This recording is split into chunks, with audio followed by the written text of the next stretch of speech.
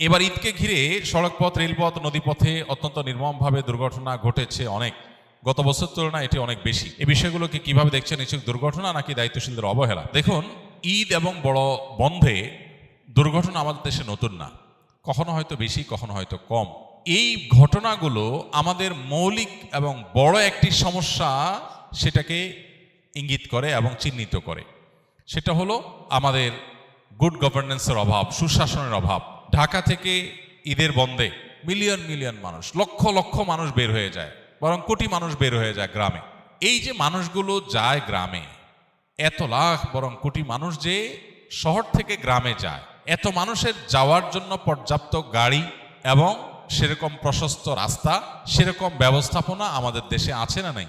নাই। তো যেহেতু নাই, সেহেতু এই মানুষগুলোকে সার্ভিস দেওয়ার জন্য বা এই চান্সে কিছু উপার্জন করার জন্য নষ্ট গাড়িটাও রাস্তায় বের হয়। ড্রাইভার একা কত ট্রিপ দিবে, দিতে দিতে 2-4টা ট্রিপ হেল্পার দিয়েও দেওয়ায়।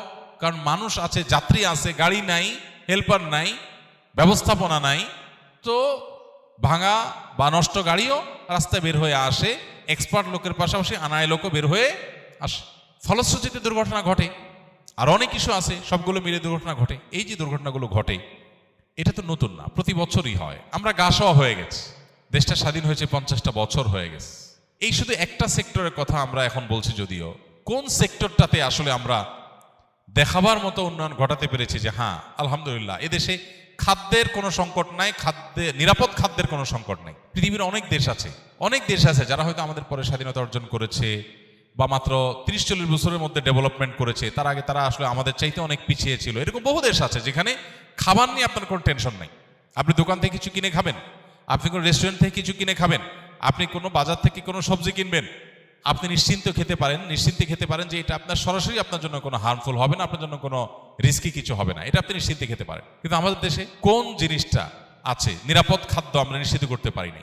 এক ঢোক পানি পান করব, নিশ্চিন্তে এই পানিটা পান করতে পারি, এতে আমার শরীরের প্রয়োজনীয় মিনারেল যা যা দরকার আছে সবকিছু এটাতে আছে, এটাতে ক্ষতিকর কিছু নাই, এটুকু নিশ্চিত আমরা আজ পর্যন্ত করতে পারি না। নিরাপদ ঔষধ, যে আমি সারা দেশে যে কোনো জায়গা থেকে মেডিসিন নেব, মেডিসিনটা নকল হবে না, ডেট এক্সপায়ার্ড হবে না এবং এটা 2 নম্বর হবে না, খারাপ কিছু হবে না, এটুকু নিশ্চিত।